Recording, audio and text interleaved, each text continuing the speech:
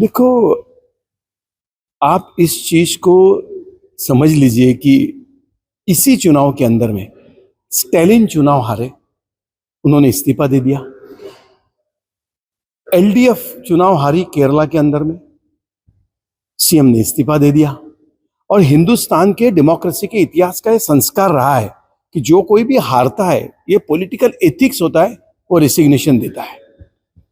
जहां तक ममता बनर्जी का सवाल है, मैं बड़ी विनम्रता से बताता हूं कि ममता दीदी यदि वो तृणमूल से हो, यदि वो हमारे विरोधी पक्ष की हो, उन्होंने पॉलिटिकल एथिक्स करके रेसिग्नेशन देना चाहिए।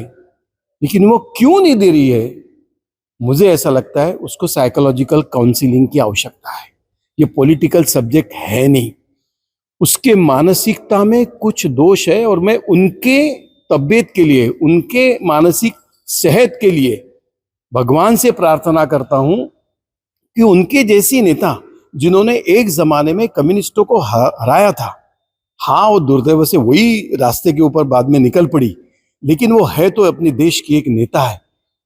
उस प्रकार का यदि प्रयोग वो कर रही है तो देश के डेमोक्रेसी के लिए अच्छी बात नहीं है, ये सुदृढ़ बात नहीं है, ये भारत के लोकशाही का संस्कार नहीं है। उसने रिसिग्नेशन देना चाहिए।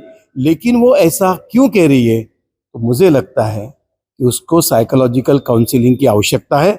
उसने तुरंत कोई तो भी साइकोलॉजिकल काउंसलर के पास जाना चाहिए, नहीं तो उनके पार्टी के नेता ने उसको काउंसलर के पास भेजना चाहिए।